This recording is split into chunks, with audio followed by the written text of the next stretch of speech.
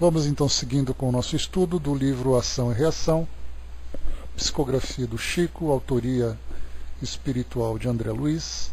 Nós estamos no capítulo número 18, Resgates Coletivos. Esse aqui é o nosso segundo encontro.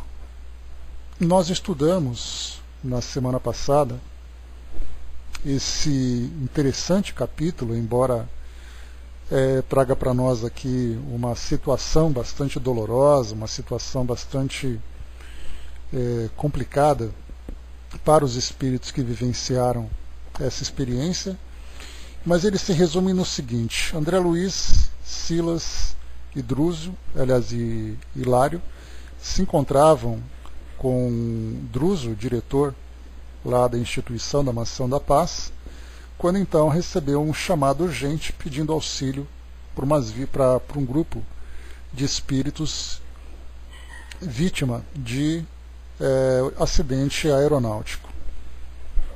Rapidamente ali houve uma movimentação para que um grupo fosse mobilizado para auxiliar no resgate daqueles espíritos, e o que chamou a atenção aqui de imediato foi que, vendo toda aquela agitação em que eles viram, num aparelho que mostrava o que acontecia instantaneamente naquele local, primeiro eles foram avisados que o acidente iria acontecer, depois eles viram o acidente já tinha acabado de acontecer, e foi visto ali então toda aquela cena, e era possível ver os espíritos ali, alguns espíritos ainda presos aos restos mortais, algumas vezes mutilados, outros não, espíritos aflitos, espíritos em grande angústia, e também vendo ali um grupo de trabalhadores presentes naquele momento prestando assistência. E André Luiz e Hilário solicitaram a Drúzio que recebesse então permissão para que pudessem participar desse auxílio, no que foi negado. Foi aí que chamou a atenção, porque, conforme Drúzio colocou, havia necessidade de uma especialização, de um conhecimento específico para a prestação daquele tipo de serviço. Foi colocado para nós aqui que o avião, então, ele viajava perto de uma serra, de uma pequena montanha, e devido ali às nuvens densas, o avião, então, acabou batendo. 14 pessoas desencarnaram, e a Mansão do Caminho enviaria um grupo de espíritos para socorrer 6 desses espíritos. Foi mostrado para nós ali então todo o quadro. Deixa eu ver aqui. Isso, o detalhe que chamou a atenção aqui para nós também: contudo, amigos espirituais abnegados e valorosos velavam ali, calmos e atentos, figurando-se cascata de luz vertendo do céu. O auxílio do mais alto vinha solícito em abençoada torrente de amor. Então, esse foi um ponto também interessante, que essa primeira parte a gente pode colocar que ela se divide em três temas. Primeiro foi essa negativa que André Luiz recebeu e Hilário receberam de Drúzio, não permitindo a participação, e depois nós teremos um esclarecimento um pouco mais para frente aqui no que foi estudado também. Na segunda parte nós falávamos sobre os trabalhadores, os que participavam dessas equipes de resgate nessas situações de desencarnes coletivos, de grandes tragédias, e a terceira parte, as dificuldades que os espíritos têm em se desprenderem do corpo físico, mesmo em situações de grande tragédia. Fazendo um resumo aqui para quem não participou no nosso encontro anterior, quando nós trouxemos então aqui os comentários, eu acabei trazendo para vocês a curiosidade a respeito da participação desses espíritos nesses grupos de resgate, a força moral que eles precisam ter para participar desse momento, em que vê ali, em que a imagem por si só é uma imagem bastante aflitiva para nós, que ainda temos essa sensibilidade, assim como também um sentimento de compaixão que muitas vezes pode nos levar a um certo desequilíbrio diante do sofrimento de todos esses espíritos que passam por essas tragédias. Então nós lembramos, no caso de incêndios, no caso de acidentes aeronáuticos, terremotos, tsunamis, como nós vimos, né, e tantas outras situações aí que vão mostrando para nós, né, a grande tragédia acontecendo, uma grande quantidade de espíritos desencarnando, e nós espíritas temos a oportunidade de conhecer os bastidores desses eventos, vendo ali a quantidade de espíritos presentes atuando naquele trabalho. Então, nesse momento, nós tivemos no nosso encontro passado a oportunidade de recebermos uma comunicação dos amigos espirituais que trouxeram para nós um detalhe a respeito dessas tarefas de socorristas, né, como foi colocado para nós aqui também, num trecho, né, o quadro patético, ou seja, aquele quadro que desperta em nós piedade, compaixão, era tão real a nossa observação que podíamos ouvir os gemidos daqueles que despertavam desfalecentes, as preces dos socorristas e as conversações dos enfermeiros que consertavam providências à pressa.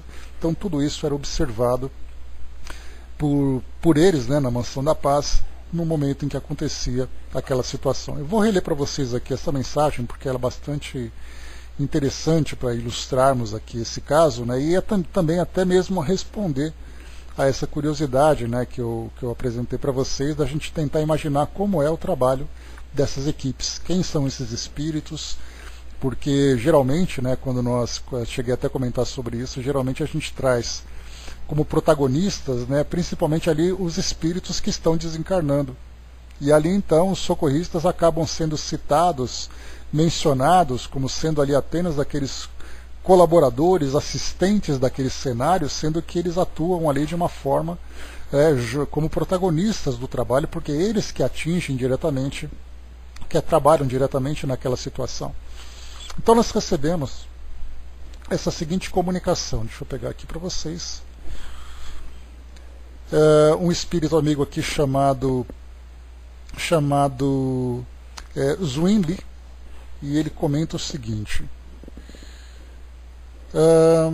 eu era enfermeiro e tive que fazer uma viagem a trabalho para a Indonésia, quando nesse voo, ao entrarmos em uma parede cumulótica de nuvens severas e intensas, escura ao extremo, onde eu via da janela as alças da asa daquele gigante que nos levava, partir e sentir uma vibração tão intensa que eu me permiti, em tempo, fazer uma breve oração para que, sabendo do desastre que fatalmente iria acontecer, elevasse um pouco a minha vibração para que a minha morte não fosse tão desastrosa como sei que iria ser.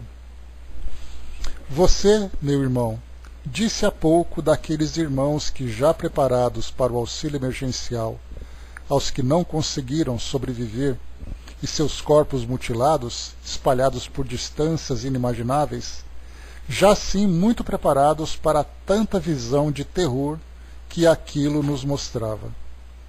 O mais interessante, pelo menos para mim, enfermeiro-chefe de onde trabalhava, é que após a queda eu já me via fora do corpo, não sentia medo ou qualquer sensação de angústia.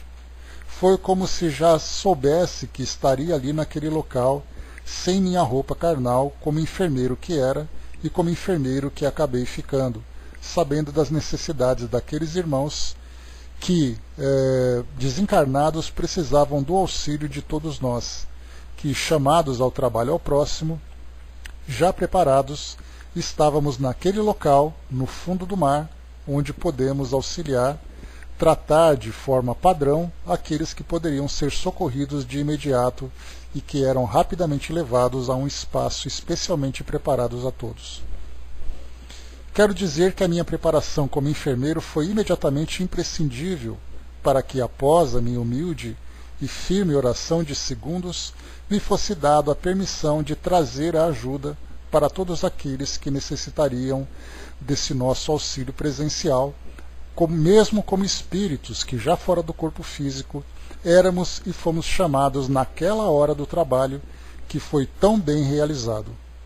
Hoje faço o trabalho de resgates a todos aqueles que sofrem desastres através de quedas de aviões, de desabamentos de grande porte, e agradeço ao nosso Pai por ter me dado a chance da volta ao que mais amava fazer e ainda amo, que é a de ser um enfermeiro. Então essa foi a mensagem que chegou para nós, ilustrando exatamente, né, uma atividade, né, essa atividade dentro da realidade. E como eu coloquei para vocês agora, entrando no segundo ponto desse resumo, é a dificuldade que os espíritos têm de se desprenderem, dependendo da dificuldade e facilidade que os espíritos têm de acordo com a vida que tiveram. Então, porque alguns, como foi colocado por Druso aqui também, alguns poderiam ser socorridos até mesmo antes do impacto acontecer, como foi o caso do Zwingli que nós vimos aqui, que ele não só foi desprendido antes do impacto acontecer, como assim que ele foi desprendido, ele já entrou em atividade, ajudando aqueles espíritos que estavam presos. Outros são retirados ali depois do acidente acontecer, fazem parte, né, conseguiram ser assistidos devidamente, sendo desligados do corpo, e outros, como foi colocado aqui pelo Druso, ficariam ainda ali durante horas e até mesmo dias, até quando eles próprios colaborassem pelo desprendimento, mas que eles não ficariam desassistidos. E um outro ponto importante é que, mesmo depois desse desencarne, estando ligados ao corpo físico, esses espíritos poderiam, dependendo da sintonia que estabelecessem com o plano espiritual, serem, por exemplo, atraídos para ambientes mais de energias vibratórias inferiores, pelo fato de viverem como encarnados assim dessa mesma condição. Então seriam aqueles casos de espíritos que seriam ali conduzidos para esses grupos de espíritos ainda nessa condição de ignorância, potencializando o sofrimento que eles viviam. E depois aqui no terceiro ponto, que eu trouxe para vocês também, foi exatamente ali a insistência não, né, a curiosidade que foi mostrada para nós por André Luiz, perguntando, né, por que exatamente eles não poderiam ajudar nesse tipo de assistência. E a orientação que foi passada, uma orientação bastante pertinente e sábia, como não poderia deixar de ser, é que o trabalho de André Luiz e de Druso era um trabalho educativo. E por ser um trabalho educativo, a missão deles seria exatamente trazer para nós orientações a respeito do mundo espiritual, das experiências que nós vivemos depois da morte do corpo físico, da condução da nossa vida no mundo espiritual. E esse tipo de informação, porque eles então trabalhariam, né, em auxílio a esses espíritos que desencarnam nessa condição, que desencarnaram naquele caso de condição de sofrimento, eles então teriam que fazer ali, como era o trabalho deles, de tentar entender como as coisas aconteciam, especular, ou melhor, investigar a causa de um desencarne daquela forma daquele grupo. E aí encontraríamos então situações extremamente dolorosas, extremamente traumáticas, que nós encarnados, ao lermos esses textos, faríamos paralelos daquilo que nós estamos vivendo e daquilo que aqueles espíritos viveram, do modo como eles desencarnaram e o modo como nós poderíamos desencarnar. E aí então nós criaríamos ali fantasias, ou até mesmo nos aproximaríamos de certas realidades que para nós seria muito mais perturbador. Então que o papel desses instrutores espirituais é sempre trazer para nós uma ideia de fortalecimento da fé, de solidificação dos nossos valores, da educação do espírito, e não trazer para nós uma ideia de terrorismo espiritual. Aliás, uma das críticas que o livro Memórias de um Suicida acabou recebendo foi exatamente de trazer para nós um quadro tão sinistro como aconteceu com Camilo Cândido Botelho. Mas aí, como a gente tinha conversado também, a gente viu que o trecho que traz para nós a informação sobre aqueles momentos seguintes do suicídio que ele cometeu e o tempo que ele passou de dificuldades, foi ali um trecho muito rápido, porque rapidamente depois ele foi socorrido e aí mostrou a evolução dele no Hospital Maria de Nazaré e as suas conquistas, o seu esclarecimento e o equilíbrio que foi atingido também. Assim como também o próprio André Luiz, no livro Nosso Lar, naquele período de 8 anos praticamente, que ele passou naquela faixa umbralina de perturbação, de sofrimento, também foi um trecho muito rápido, alguns poucos parágrafos trazendo essa descrição. Então, como lembra, como eu falei, conversamos naquele dia, a dona Ivone do Amaral Pereira, que traz para nós no livro, eu acho, Devassando o Invisível, falando sobre livros espíritas, não livros mediúnicos, mas livros espíritas, ela lembrava que o objetivo do livro espírita vindo como psicografia, tinha como objetivo trazer para nós um esclarecimento didático e doutrinário, enquanto que um livro meramente psicografado poderia contar para nós qualquer cenário do mundo espiritual sem uma preocupação educativa. Na verdade, seria ali uma gazeta popular, né, trazendo para nós ali toda a exploração daquele quadro, uma gazeta sensacionalista, trazendo para nós uma imagem do mundo espiritual que em nada agregaria para nós no nosso aprendizado. Por isso, então, quando foi negado para eles assim, olha, vocês não estão em condições de participar. Primeiro porque é uma questão muito especial, né, uma especialização que os espíritos precisam ter. E segundo, porque o objetivo deles, que era reportar para nós encarnados aquilo que acontecia no mundo espiritual, esse era um tipo de cenário que não deveria ser relatado. Então isso que foi chamado a atenção de ambos. Então, esse foi o resumo aqui daquilo que nós estudamos. Aí avançando um pouco mais, aqui só para poder reforçar esse trechinho, né, que eu comentei, foi colocado para nós, né, o que o Druso colocou. É imperioso observar, porém, que vocês coletam material didático para despertamento de nossos irmãos encarnados, quase todos eles em fase importante de luta, no acerto de contas com a justiça divina. Analisando os resgates dessa ordem, vocês fatalmente seriam compelidos à autópsia de situações e problemas suscetíveis de plasmar imagens destrutivas no ânimo de muitos daqueles que ambos se propõem a auxiliar.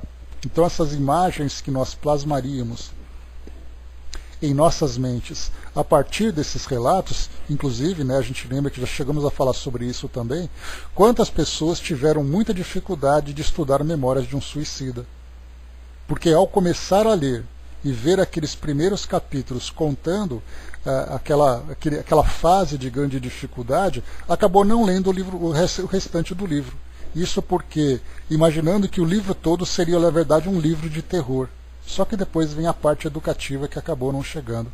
E eu cheguei até a comentar com vocês também numa outra oportunidade, que na época, foi em 1997 aproximadamente, a minha avó desencarnou, minha avó materna. E ela desencarnou com 94, 95 anos, eu não me recordo exatamente a idade.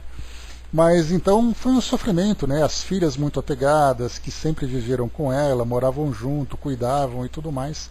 E aí então alguém recomendou para minha tia que lesse Memória de um Suicida, para ela conhecer um pouco do mundo espiritual. E ela veio me perguntar isso. Eu falei, tia, fica longe desse livro, porque não é o livro propício para esse tipo de momento, e tampouco as informações que estão ali têm alguma coisa a ver com o que a gente está vivendo. Então são livros mais leves que precisam ser lidos, livros mais esclarecedores a respeito do mundo espiritual, e não aquele livro que ele tem uma importância para trazer para nós esse entendimento sobre o mundo espiritual, mas não é o momento. Para que a gente possa ler aquilo, ele tem que ter um objetivo de estudo mesmo, não é de entretenimento, principalmente para aquelas pessoas que estão se aproximando da doutrina espírita por uma experiência de perda de entes queridos, né, que trazem ali aquela dor no coração. E aí você traz um livro tão pesado como aquele, ele vai trazer muito mais aflição e angústia do que uma consolação. Por isso, então, como é colocado para nós, as imagens que são plasmadas em nossa mente a partir desses livros são fundamentais para determinar aqui o nosso equilíbrio ou o nosso desequilíbrio, aumentar a nossa aflição ou trazer mais segurança. Dudu colocou, né, quando eu leio, me vejo dentro do processo e a agonia se forma dentro de mim, né, quase uma invasão mediúnica ruim começa a se formar e eu paro. Né? Então, quer dizer, depende da sensibilidade de cada um essas experiências. Por isso é importante, né, sempre que vai se ler um livro, não basta apenas ir ali numa prateleira de uma livraria, entrar num site, escolher um livro que tem uma capa interessante, que tem um título interessante e começar a ler. De repente a informação que está ali, embora ela tenha ali um valor educativo, ela não é o momento para se ler. Não é aquele momento para poder se absorver aquele tipo de informação. Tanto que quando nós estudamos aqui Memória de um Suicida, foi ali um estudo que fluiu naturalmente, todos nós ali conseguimos compreender o processo em si, e a imagem difícil, dolorosa, e muitas vezes até aterrorizante que é apresentada do livro para nós, né, ela acaba sendo ultrapassada, vendo apenas ali mesmo o processo educativo. Então isso que é importante, né? André colocou, nem muitos querem ler porque alguém da família se suicidou. Exatamente, André. Inclusive, né, nós já chegamos até a falar sobre isso num dos nossos estudos, e inclusive até na mini jornada da família, que eu cheguei a comentar com vocês, que o nosso tema do ano passado foi sobre suicídio. E eu chamava exatamente a atenção para esse caso de que a doutrina espírita, ela não traz para nós apenas um esclarecimento sobre o que acontece com o espírito depois do suicídio. Na verdade, o esclarecimento vem quais são as aflições que nós sentimos agora, as aflições que continuam acompanhando o espírito no mundo espiritual e o que precisa ser feito para que ele possa modificar a sua condição. Isso, claro, tem também a parte material, fluídica, que acaba afetando também o espírito, mas não é só isso.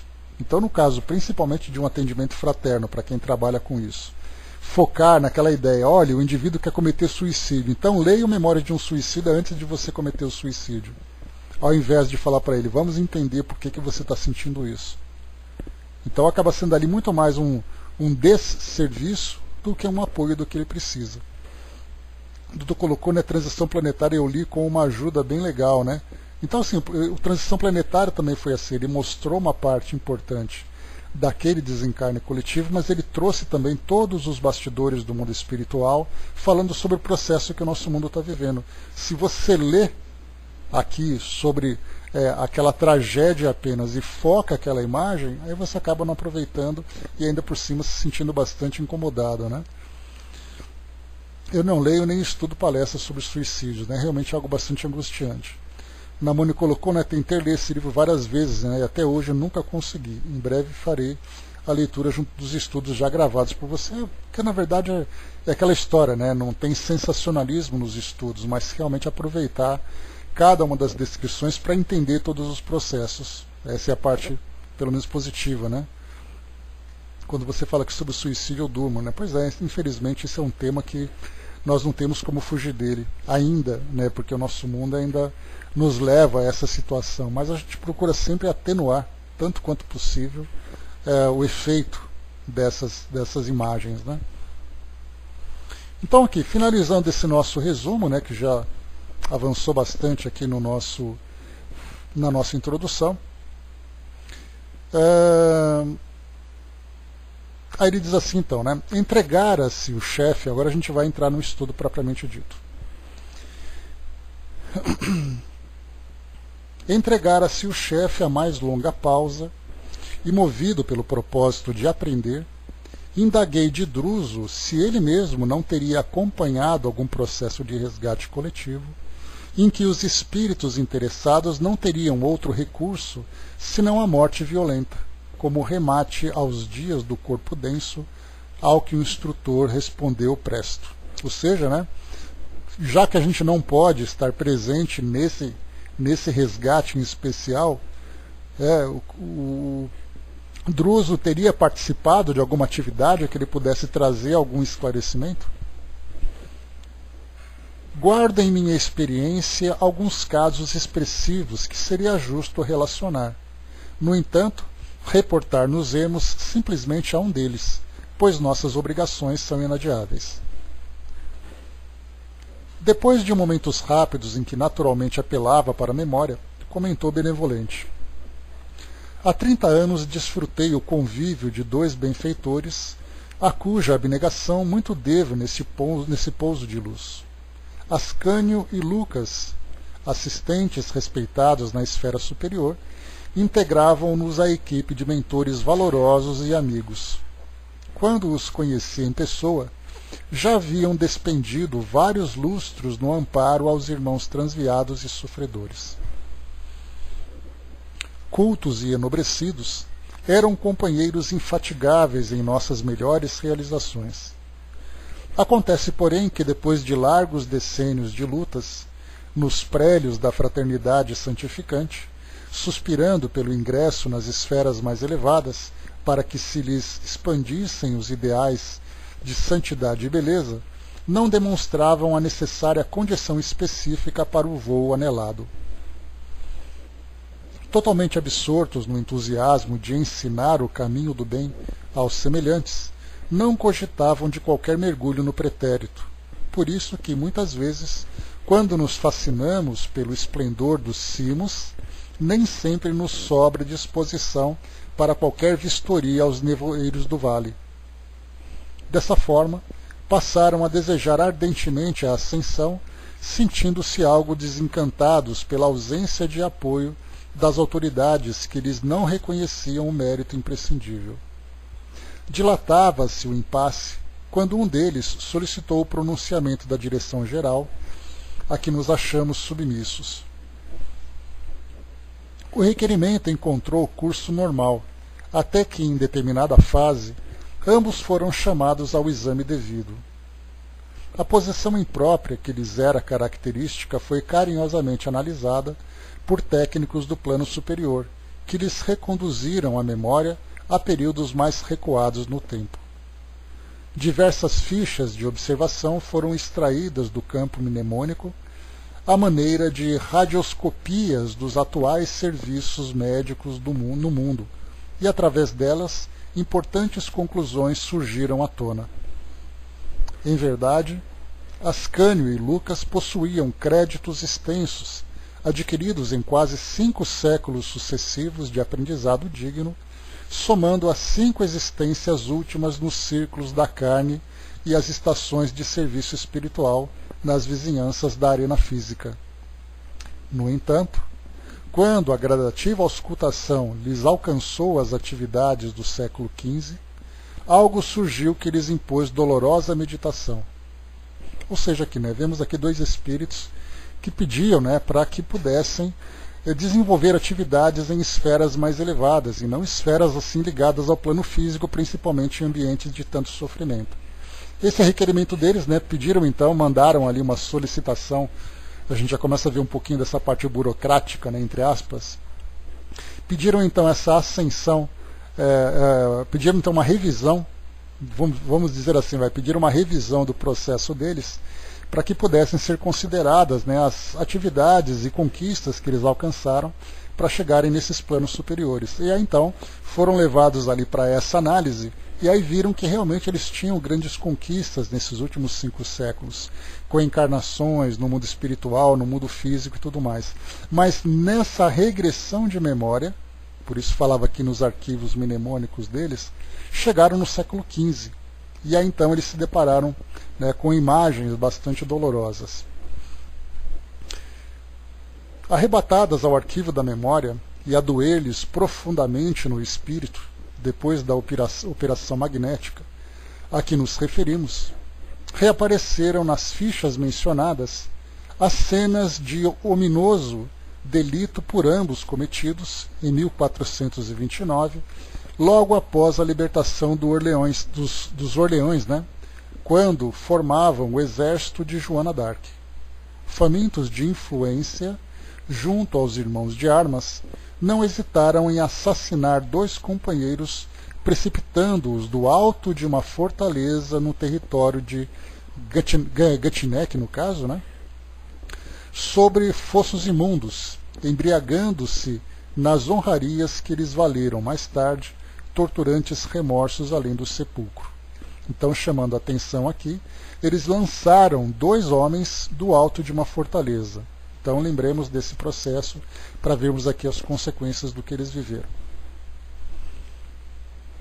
Chegados a esse ponto da inquietante investigação, pela respeitabilidade de que se revestiam, foram inquiridos pelos poderes competentes se desejavam ou não prosseguir na sondagem singular, ao que responderam negativamente, preferindo liquidar a dívida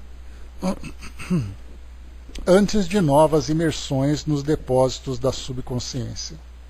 Desse modo, em vez de continuarem insistindo na elevação a níveis mais altos, suplicaram, ao revés, o retorno ao campo dos homens, no qual acabam de pagar o débito a que aludimos.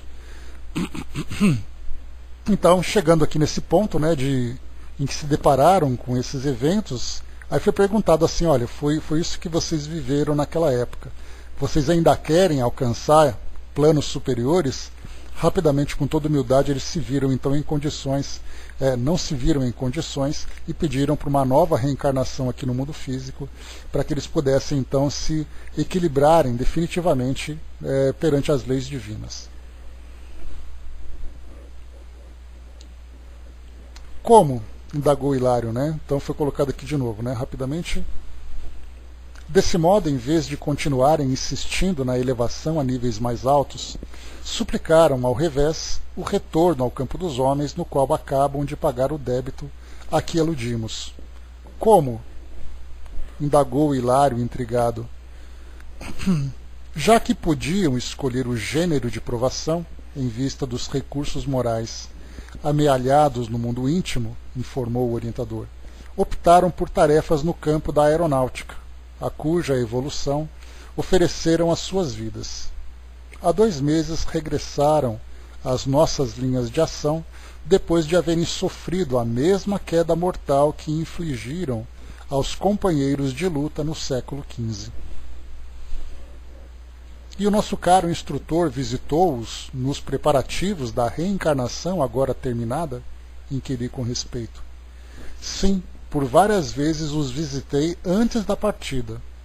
Associavam-se à grande comunidade de espíritos amigos, em departamento específico de reencarnação, no qual centenas de entidades com dívidas mais ou menos semelhantes às deles também se preparavam para o retorno à carne, abraçando assim trabalho redentor em resgates coletivos. Aqui um ponto muito importante, né? Bom dia, Ana, bom dia, Marion. Aqui um ponto muito importante.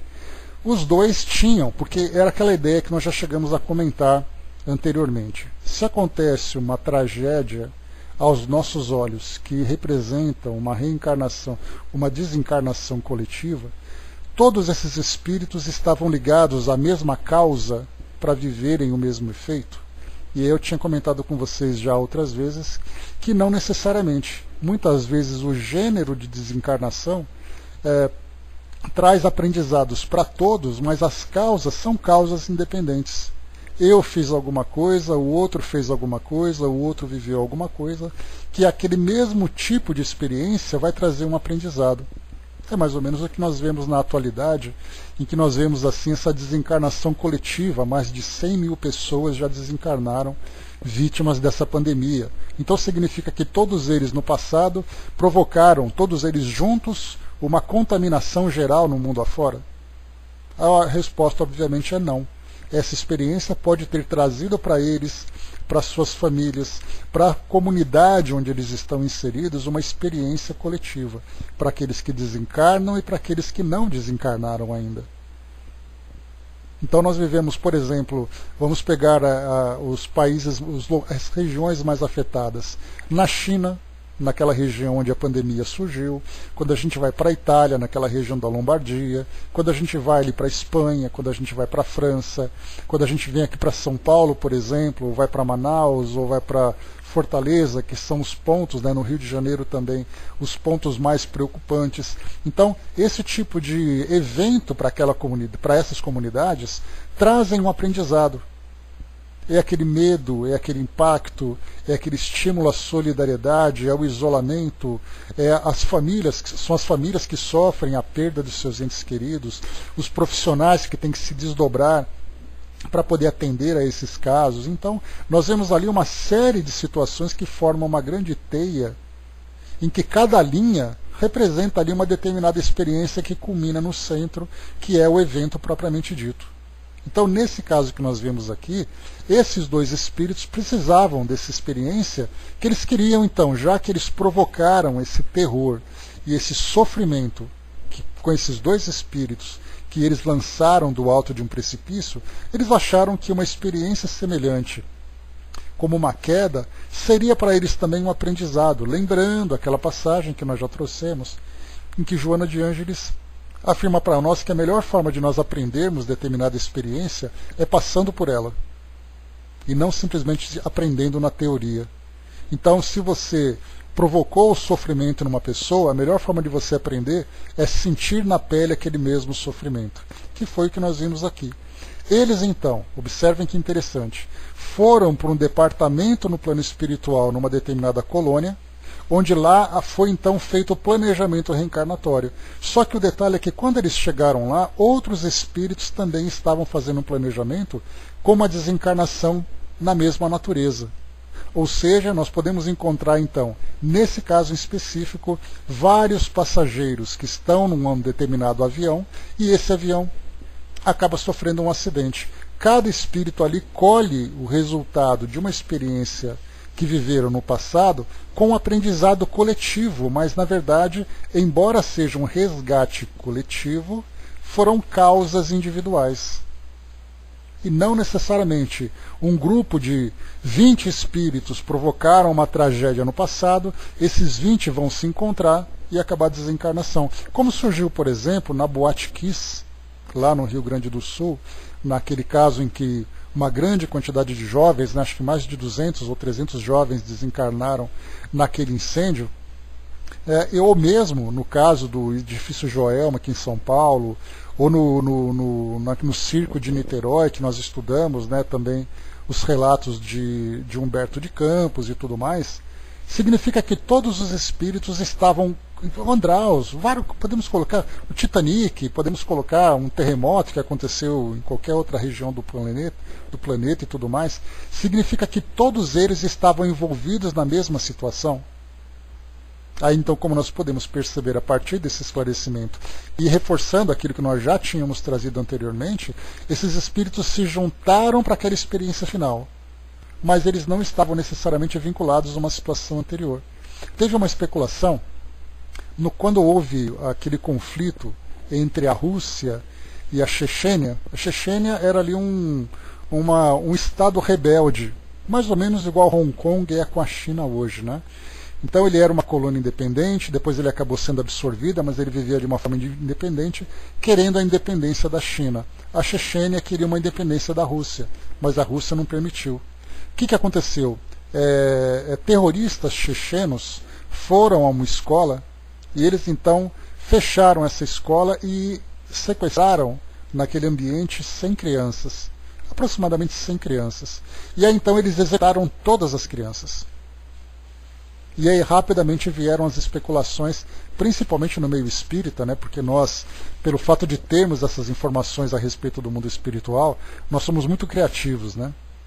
Então começaram a rodar e-mails e tal, falando sobre aquele caso, dizendo que aquelas crianças, na verdade, eram bolcheviques lá no início da Revolução Russa, 1917, que tinham também assassinado várias pessoas e aqueles 100 espíritos se juntaram naquele mesmo lugar para viver aquela execução correspondendo àquilo que eles causaram no passado. Bom dia, Flávio. Quando falaram lá de tsunami, lá na ilha de Sumatra, falaram que era alguma coisa relacionada com grupos de soldados na Europa, no período medieval, que acabaram ali arrasando várias vilas, assassinando pessoas e tudo mais, e aí então eles deixaram a terra improdutiva, por técnicas que eles usaram lá, e aí então aquele tsunami teria também deixado aquela região improdutiva. Então nós fazemos umas relações muito pobres e muito fantasiosas, sem entendermos exatamente o mecanismo que gerou tudo aquilo. Por isso então novamente aqui, Flávio, acabamos de começar, na verdade, aqui o estudo de hoje, que eu estava fazendo aquele retrospecto, né? Então o Druso está contando aqui a história da experiência que ele vivenciou. Então, mais uma vez, foi perguntado aqui com o André Luiz, né? Se tinha visitado aqueles espíritos durante a preparação para a reencarnação. Sim, por várias vezes os visitei. Da partida, associavam-se a grande comunidade de espíritos amigos em departamento específico de reencarnação, no qual centenas de entidades com dívidas mais ou menos semelhantes a deles também se preparavam para o retorno à carne, abraçando assim o trabalho redentor em resgates coletivos. Então, a gente viu que esse parágrafo aqui ele endossa bem essa ideia. O fato de todos viverem uma mesma experiência final, não quer dizer que as causas foram as mesmas. E todos podiam selecionar o gênero de luta em que saldariam suas contas? Perguntei ainda com natural interesse. Nem todos, disse Druso convicto. Aqueles que possuíam grandes créditos morais, qual acontecia aos benfeitores a que me reporto, aqueles dois amigos, né, que tinham aquele crédito, então eles teriam direito a escolher, outros não. Outros naturalmente estariam presos a um efeito que seria ali semelhante à causa. Então, aqueles que possuíam grandes créditos morais, qual acontecia aos benfeitores a que me reporto, dispunham desse direito. Assim é que há muitos vi habilitando-se para sofrer a morte violenta em favor do progresso da aeronáutica e da engenharia, da navegação marítima e dos transportes terrestres, da ciência médica e da indústria em geral, verificando, no entanto, que a maioria, por força dos débitos contraídos e consoante aos ditames da própria consciência, não alcançavam semelhante prerrogativa, cabendo-lhe aceitar sem discutir amargas provas, na infância, na mocidade ou na velhice, através de acidentes diversos, desde a mutilação primária até a morte, de modo a redimir-se de faltas graves. Então, no caso, por exemplo, um espírito que vive uma tragédia como essa, nós falamos, por exemplo, sobre o Joelma, sobre o Andraus, dois edifícios aqui em São Paulo que foram incendiados na década de 1970. E ali então a gente pergunta, todos os espíritos que estavam ali escolheram aquela prova? Ou eles simplesmente foram levados para aquela prova sem direito de escolha? Os dois casos. Há aqueles que precisando de um resgate, porque a gente lembra que esses resgates coletivos eles têm também um aprendizado importante para a humanidade. É de um conhecimento geral dentro do ambiente aeronáutico que toda investigação aeronáutica de um acidente ela não tem por objetivo descobrir culpados, mas ela tem um objetivo preventivo, porque descobrindo a causa de um determinado acidente, toda a cadeia de operação e também de produção aeronáutica vai sempre levar em consideração os fatos que foram investigados. Então a tendência é sempre o aprimoramento, o aperfeiçoamento. Só que para que você possa estudar um determinado tipo de falha, por exemplo, num equipamento, você precisa de um acidente. Esse acidente precisa comover a sociedade. Para comover a sociedade, você precisa, entre aspas, de voluntários. Então, alguns desses espíritos se colocam à disposição, como nós podemos encontrar quantas pessoas estão desencarnando em meio à pandemia, e exatamente pela força das circunstâncias, nós vamos observar como a nossa ciência médica, no caso da biotecnologia, das práticas médicas, dos sistemas públicos de saúde, de governantes, da sociedade como um todo, como nós estamos nos mobilizando em torno disso. É a mesma coisa que acontece numa guerra. Uma guerra, quando acontece, muito do que nós aprendemos e que impulsiona a evolução tecnológica, social, moral, econômica, etc., etc., vem como resultado dessas guerras. Só que para a guerra acontecer, você precisa de gente que mata e gente que morre, cada um então envolvido naquela prova. Então, olha que interessante isso de novo. Assim é que há muitos habilitando-se para sofrer a morte violenta em favor do progresso da aeronáutica e da engenharia. Aqui engenharia a gente pode colocar no caso de prédios, de guindastes, essas coisas todas, da navegação marítima. Titanic, por exemplo, todos aqueles que desencarnaram no Titanic, depois daquilo tudo, mudou completamente por causa do grande impacto na nossa sociedade, mudou-se vários elementos que diziam respeito à navegação marítima. O tamanho dos navios, as técnicas de segurança, preparação de tripulação, etc., etc. Dos transportes terrestres, automóveis, trens, caminhões, ônibus, da ciência médica, que nós estamos vivendo agora, e da indústria em geral, verificando-se, no entanto, que a maioria, por força dos débitos contraídos e consoantes aos ditames da própria consciência, não alcançava semelhante prerrogativa, ou seja, eles não tinham o direito de escolher participar, Eles simplesmente participariam pela força das circunstâncias da necessidade, cabendo-lhe aceitar sem discutir amargas provas, na infância, na mocidade ou na velhice, através de acidentes diversos, desde a mutilação primária, no caso se não é necessariamente ali a desencarnação, mas é um acidente que traz ali uma sequela que ele vai ter que conviver na vida toda, ou até mesmo no caso da morte. Então, lembrando que esse tipo de resgate coletivo, ele não diz necessariamente respeito à morte, à desencarnação. Ele pode simplesmente ser ali uma sequela.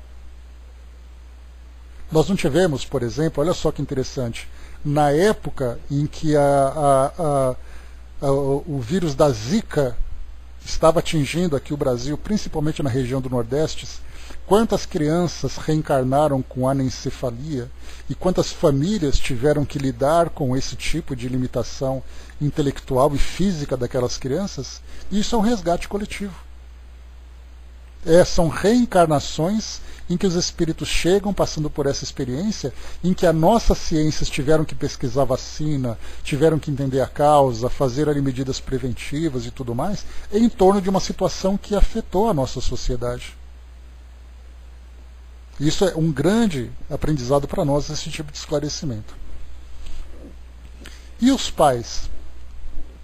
Inquiriu meu colega alarmado.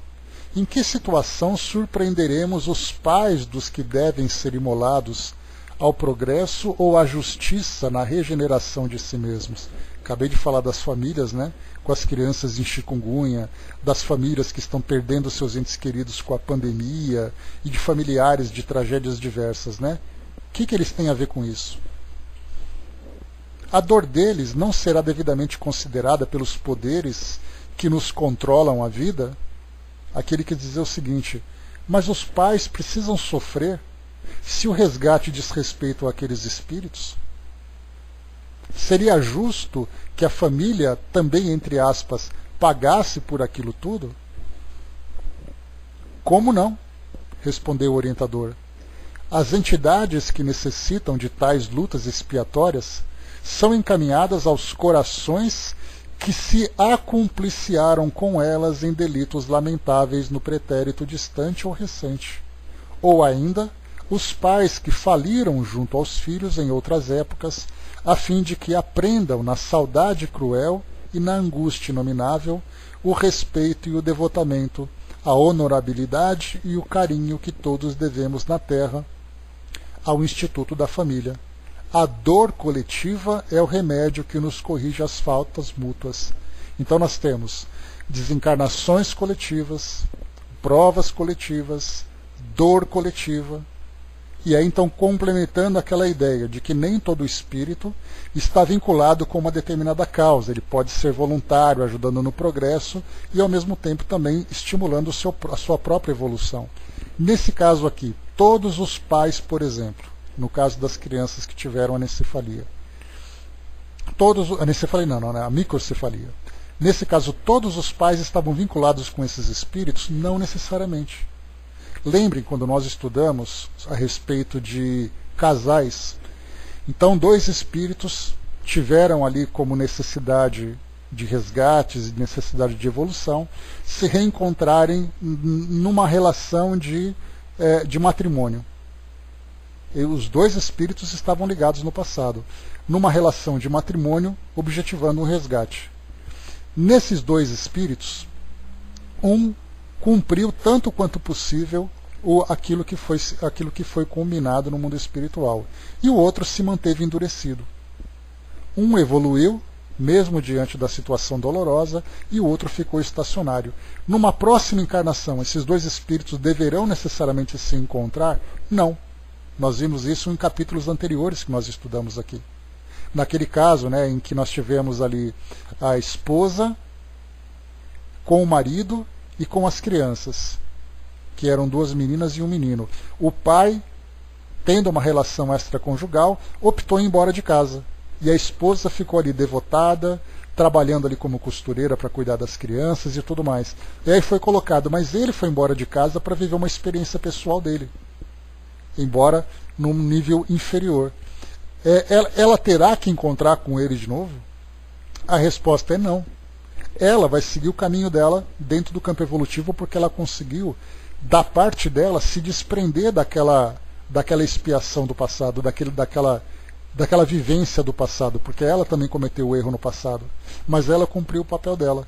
Mas e no caso dele? Ele vai reencarnar e vai assumir um outro matrimônio com um espírito que não necessariamente ele tem alguma relação, mas que tem uma personalidade, que traz ali imperfeições morais, que vão oferecer para ele uma experiência de que ele necessita. Aqui nesse caso é a mesma coisa. Esses pais estão vinculados necessariamente com aqueles espíritos que estão com microcefalia? Não necessariamente.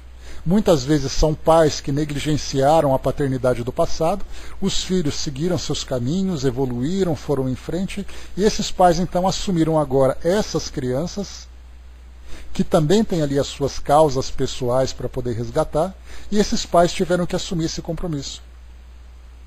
Observem que não é uma matemática exata, nós temos ali uma equação com algumas variáveis que sempre vai ter como objetivo um resultado positivo.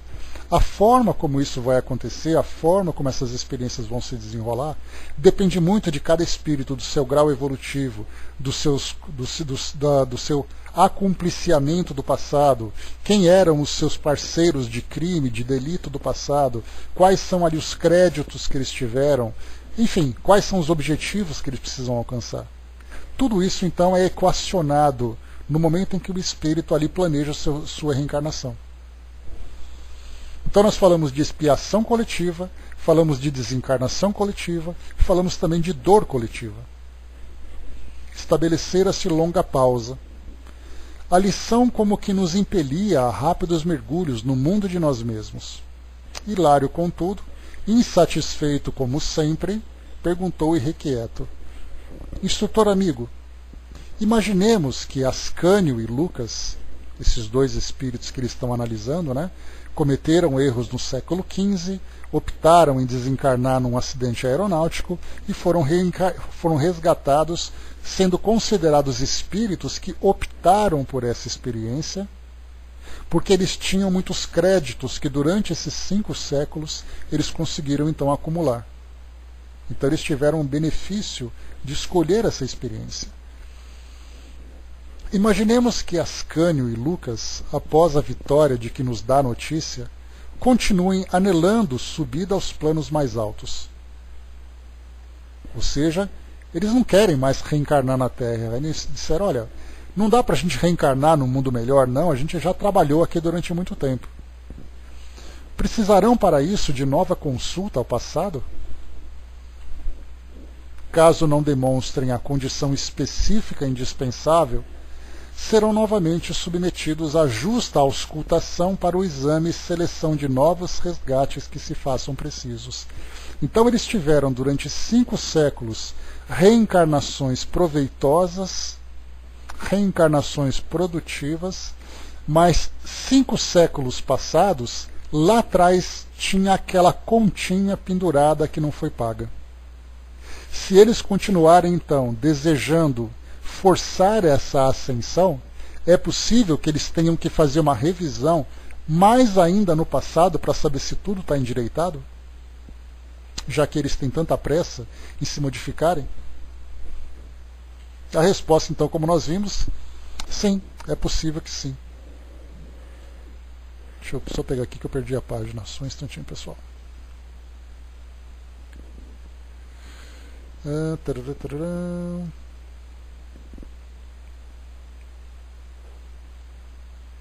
Tá.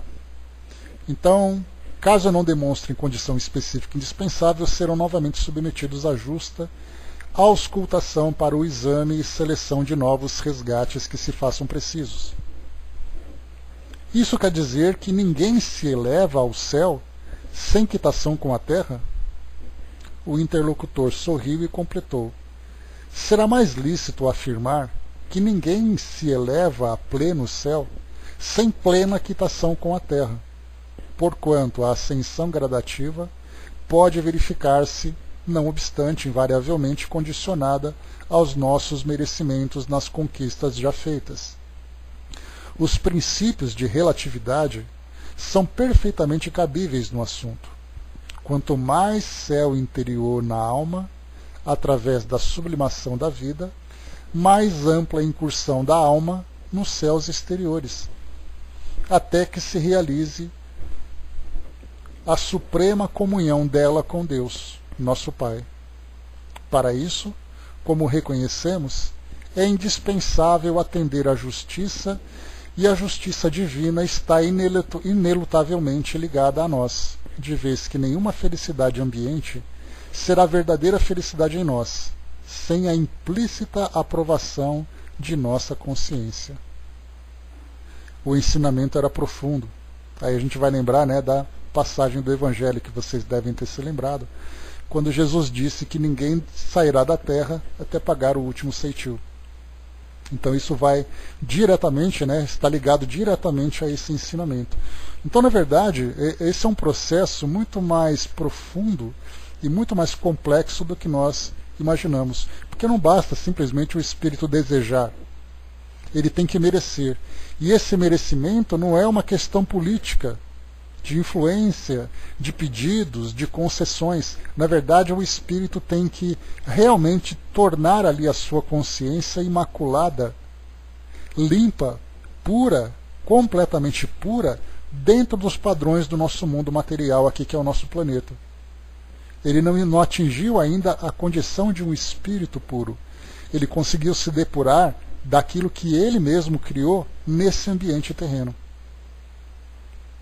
Também um ensinamento bastante profundo para nós. A Ana colocou, né, parece que esses que escolhem a expiação já entenderam que não há como escapar da justiça divina. É a consciência que vai despertando, né, Ana, conforme você tem entendimento sobre a lei de causa e efeito. Conforme você tem consciência dos valores que foram infringidos e da coragem, que esse é o ponto mais importante. A coragem que o espírito precisa ter de se deparar com o tribunal da sua própria consciência. Porque nós temos aquele hábito, né, do esquecimento do passado, fazer com que nós joguemos para baixo do tapete aquele lixo que nós produzimos, aquele lixo que nós acumulamos. E pelas condições atuais que nós vivemos, nós temos hábitos bastante negativos, bastante deletérios, né, que nós consideramos normais, exatamente pelos valores da nossa sociedade atual serem valores distorcidos. Então, são os nossos valores que dizem respeito à nossa relação com o nosso próximo, com o ambiente que nós vivemos, com a nossa própria consciência, com as nossas tendências, com os nossos impulsos, com as nossas fraquezas. Pois é esta ilusão. Já que todo mundo faz, já que é normal, então significa que se eu continuar vivendo dessa forma, está tudo bem. Só que a gente lembra, né, eu comentei com vocês já, que é como se nós tivéssemos, né, aquela peça de madeira bruta, de madeira rústica, em que nós temos que passar ali aquelas lixas para poder fazer com que ela se torne cada vez mais lisa. Aí a gente passa aquela lixa mais grossa, depois a gente passa uma lixa um pouco menos grossa, menos grossa, menos grossa, depois ela vai ficando mais fina. Percebam que ela foi ficando menos grossa, não mais fina. Até que ela começa a ficar mais fina, até que a gente passa aquela lixa em que fica completamente lisa. Aí a gente passa aquele óleo de peroba, né, aquela cera, que vai ficar assim muito bonitinha. Então, para muitos, a lixa ainda é grossa. Eu não saberia dizer, se nós colocássemos numa dimensão de 0 a 10, sendo 10 a lixa mais grossa, e 0, aquela que só dá aquele polimento, qual é a lixa que cada um de nós está usando agora? Talvez esteja ali na lixa número 8.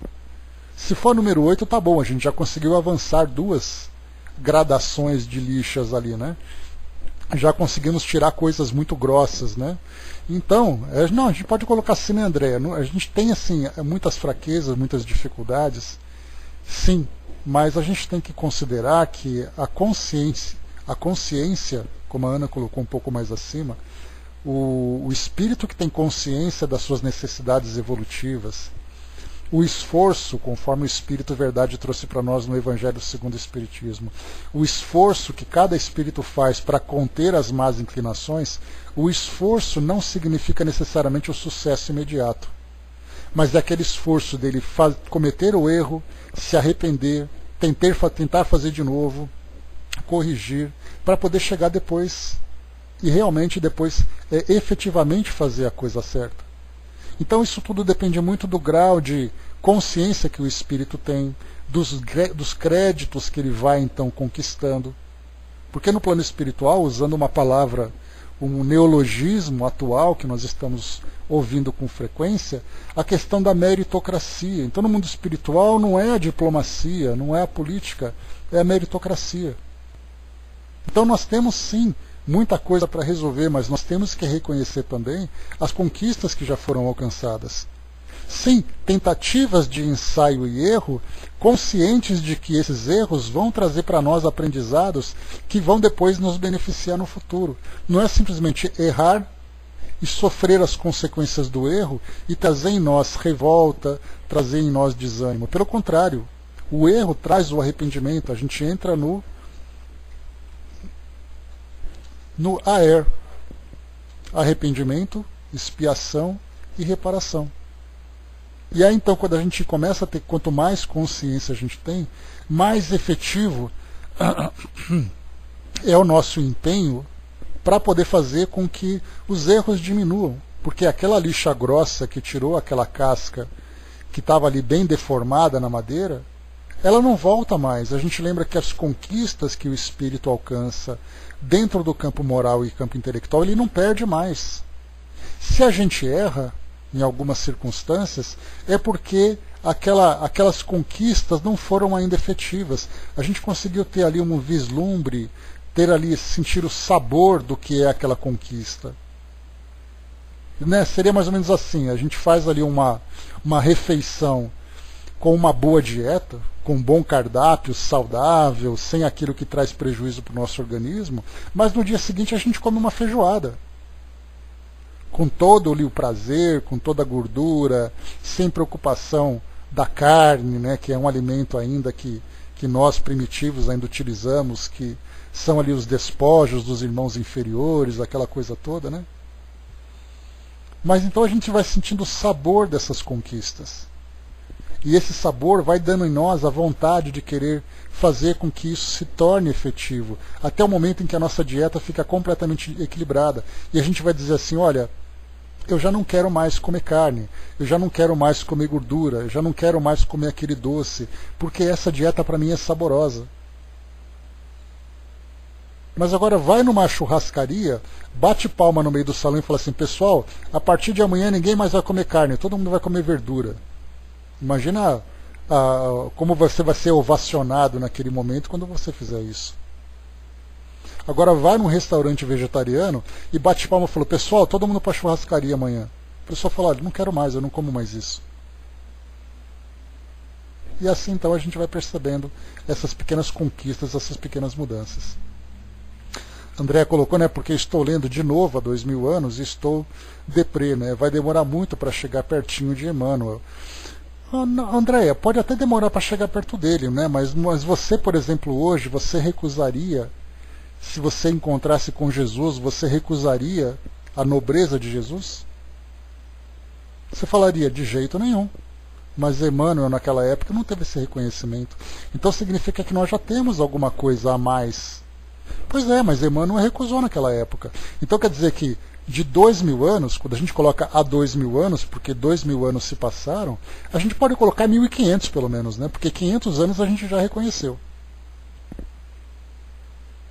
Emmanuel naquela época era assim, era um senador, então ele tinha aquela posição romana, aquele autoritarismo, aquele preconceito com os cristãos, perseguia Jesus, etc. Quer dizer, 2000 anos, já evoluímos muito mais do que 2000 anos, né?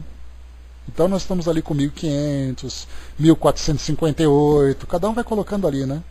E pra gente estar todo mundo junto aqui agora, significa que estamos ali no mesmo patamar, né? O Flávio colocou, né? Se tiver um angu, chuchu e feijão, tô de boa, né? Tá certo, né? Aí bota uma farinhazinha assim para dar um tempero a mais, aquela farinha temperada no angu, né, o Flávio? O Marião colocou, né? Já consegui eliminar o consumo de carne, mas ainda gosto do cheirinho do churrasco. Pois é, a tentação ainda continua, tá vendo, Marião?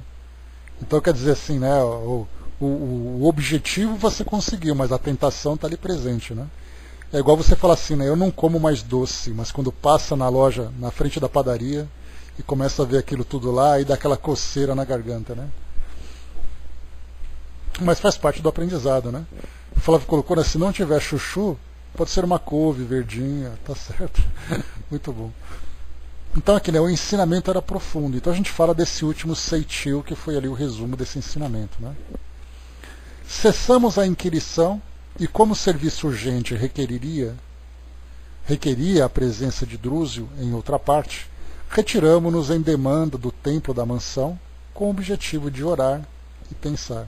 Né? Ou seja, cada capítulo desse, André Luiz e Hilário ali botam a mão na cabeça e ficam coçando ali, né? Porque quanta coisa para refletir. E finalmente, pessoal, para a gente aproveitar aqui esse minuto que falta, eu separei aqui, peguei aqui no site da febnet.org.br, aqui que é o site da Federação Espírita Brasileira, um artigo de Emmanuel, publicado no livro Chico Xavier Pede Licença. E isso foi uma mensagem, foi transcrito do livro, né, de São Bernardo, em São Paulo. No grupo espírita, Emmanuel, eu acho que diz assim para nós. Então, mensagem para a gente poder fechar essa ideia das desencarnações coletivas, que não apenas tem um interesse direto no capítulo que nós estudamos, como ele é absolutamente pertinente à realidade que nós estamos vivendo diante da pandemia, né? Então vamos lá. Engraçado a gente falar pandemia hoje com tanta naturalidade, né? Daqui 2 anos a gente vai olhar para trás e vai falar assim, você lembra da pandemia? Que assim seja, né? Rapidamente, antes de começar, o Dudu colocou, né, o problema da carne é a saúde, né? Fiquei 2 anos sem comer carne vermelha, né? Mas o hipotireoidismo, né? Segundo minha endocrinologista, a carne vermelha, uma vez por semana, ajuda na melhora desse órgão, né? Então, ainda temos aí a necessidade de substituição da proteína animal.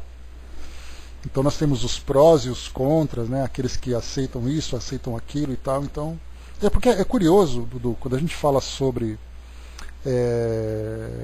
a abstenção, né, do consumo de carne animal ou de proteína animal, é que nós encontramos, por exemplo, atletas que são vegetarianos.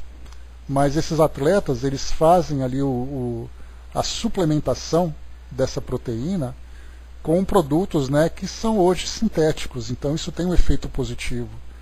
Só que são produtos muito caros, né, que a gente lembra sempre da realidade que eu falo para vocês, né, você proibir o consumo de carne.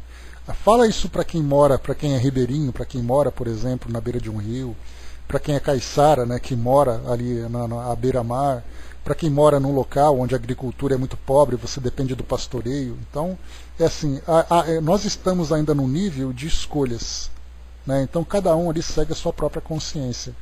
Mas nós não podemos simplesmente abrir mão de tudo isso, né? Porque há necessidade de uma adaptação. E nós chegamos até a falar sobre isso na Lei de Destruição, quando nós estudamos o Livro dos Espíritos, falando sobre o mercado, principalmente o mercado pecuário, não agropecuário, mas o mercado pecuário, a dependência que nós temos disso ainda. Inclusive até comentei com vocês de algumas comunidades no sul do Brasil, Santa Catarina, Paraná, fazendas de fumo. E as famílias dependem da produção do fumo. Então você fala fumo, carne. Como é que você vai abrir mão de uma hora para outra, sendo que a sociedade foi estruturada, não apenas nos seus hábitos, mas também na sua própria economia, em torno disso tudo, e até mesmo nas condições geográficas para que cada pessoa ali possa optar por uma dieta saudável. Então o nosso mundo ainda ele não é perfeito para oferecer a cada um as condições para poder simplesmente abrir mão. Mas para aqueles que já têm condições, já não tem mais desculpa, é uma questão de decisão. Você pode dizer eu quero ou eu não quero. Agora, para aqueles que não têm opção, procuram minimizar tanto quanto possível, né? Chaconete colocou, né? Deixa eu ver aqui. O Marião colocou, né, aqui para gaúcho é difícil, né? O Marião, eu tenho um vizinho aqui, de muro comigo aqui na minha casa, que esse camarada ele faz churrasco todo fim de semana. Então você pode estar comendo pizza, você pode estar comendo feijoada, você pode estar comendo pão com ovo, você vai sentir cheiro de churrasco. E para carnívoro você imagina a dificuldade que é, né? Pelo menos a gente dá porque ela tem aquela fantasia, né? Você come uma coisa cheirando outra, coisa e tal. Chaconete colocou, né? Não comer carne engloba qualquer tipo de carne, vermelha ou carne branca, né? Qualquer uma, inclusive derivados, né? Tem um problema também. Porque esse consumo de carne tem uma série de situações ainda, né? André colocou, né? Ficar sem comer carne, frango e peixe é bom. É com certeza grande problema para a fisiologia do corpo. Ainda precisamos desses elementos em nossa organização, até que a gente consiga fazer com que, né, os nutrientes, né, sejam supridos adequadamente para todos, né, igualmente. A Ana colocou, né, a maioria não sabe que no princípio o animal não foi dado como alimento para o homem, né? No início, né, o animal ele era o alimento mais prático, né, para quando o homem começou ali a sua peregrinação pelo planeta, né, porque você dependia, né, basta você estudar um pouco sobre os caçadores e coletores, que a gente vai ver que era uma questão de sobrevivência que eles tinham naquela época, né? Mas é isso aí. Deixa eu ler para vocês aqui então, só para a gente poder fechar. As desencarnações, né? Eu acho que a maior dieta, Dudu, para falar a verdade, a dieta mais importante é a dieta moral. Essa, assim como Jesus disse, né, o mal não é o que entra pela boca, é o que sai. Então, enquanto a gente conseguir trabalhar essa dieta moral, já é uma conquista grande. E a dieta depois fisiológica será uma consequência. Vamos lá. Emmanuel. Sendo Deus a bondade infinita, por que permite a morte aflitiva de tantas pessoas enclausuradas e indefesas, como nos casos dos grandes incêndios? Que provavelmente, então foi aqui na noite de Uberaba, dia 22/2/1972, certamente ali relacionado com os incêndios, né, que aconteceram aqui em São Paulo, naquela época, né? Então, a gente vê que é uma pergunta diretamente ligada àquilo que acontecia na mídia. Resposta de Emmanuel. Realmente, eu estou lendo aqui um texto chamado Desencarnes Coletivos, do livro Chico Xavier Pede Passagem. Resposta. Realmente reconhecemos em Deus o perfeito amor aliado à justiça perfeita. E o homem, filho de Deus, crescendo em amor, traz consigo a justiça imanente, convertendo-se em razão disso em qualquer situação no mais severo julgador de si próprio. Então a consciência acaba sendo o tribunal mais severo. Quando retornamos da Terra para o mundo espiritual, conscientizados nas responsabilidades próprias, operamos o levantamento dos nossos débitos passados e rogamos os meios precisos a fim de resgatá-los devidamente. É assim que muitas vezes renascemos no planeta em grupos compromissados para a redenção múltipla. Então olha que interessante, quando voltamos para o mundo espiritual com a consciência já despertada, nós então optamos pelo melhor caminho.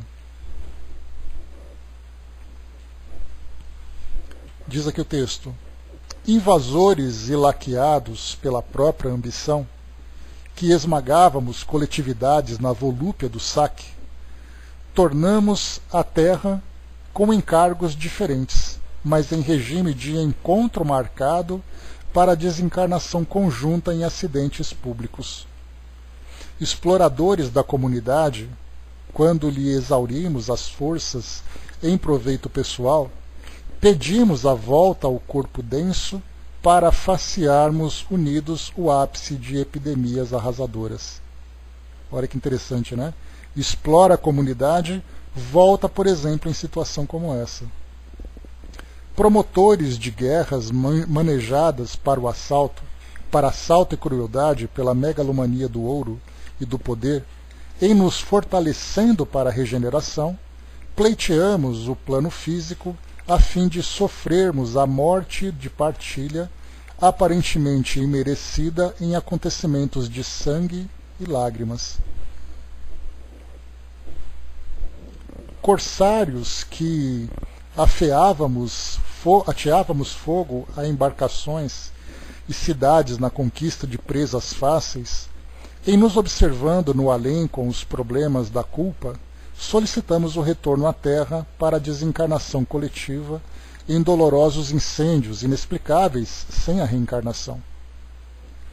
Criamos a culpa e nós mesmos engenhamos os processos destinados a extinguir-lhe as consequências, e a sabedoria divina se vale dos nossos esforços e tarefas de resgate e reajuste, a fim de induzir-nos a estudos e progressos sempre mais amplos no que diga respeito à nossa própria segurança. É por esse motivo que, de todas as calamidades terrestres, o homem se retira com mais experiência e mais luz no cérebro e no coração para defender-se e valorizar a vida. Lamentemos, sem desespero, quantos se fizerem vítimas de desastres que nos confrangem a alma. A dor de todos eles é a nossa dor. Os problemas com que se defrontam são igualmente nossos. Não nos esqueçamos, porém, de que nunca estamos sem a presença da misericórdia divina, junto às ocorrências da divina justiça, que o sofrimento é invariavelmente reduzido ao mínimo para cada um de nós, que tudo se renova para o bem de todos e que Deus nos concede sempre o melhor. Então aqui, texto transcrito do livro Chico Xavier Pede Licença, não é pede passagem, né? Pede Licença, publicado em São Bernardo pela editora GEM, capítulo 19. Então, meus amigos, a gente viu como era aqui interessante essa colocação a respeito da desencarnação coletiva. Assim dizia, colocou, né, eu era super mega amante de carne, daí comecei a estudar a doutrina espírita e entrei na vibe de parar de comer. Resultado, adoeci. Mãe meio que me obrigou a voltar a comer, né? Pois é, tudo tem seu momento, né? O nosso corpo físico ele ainda tem algumas dependências e condições para que isso possa acontecer no modo certo. Mas a questão é sempre, né? Sempre que possível, sempre que estivermos em condições, o livre-arbítrio pode tomar, né, pode tomar a sua decisão. Encerrando por aqui, então, meus amigos, o nosso capítulo de hoje. Chico Xavier pede licença na Monim. Próximo capítulo, capítulo 19. Sanções e auxílios. Capítulo 19, o penúltimo desse nosso livro,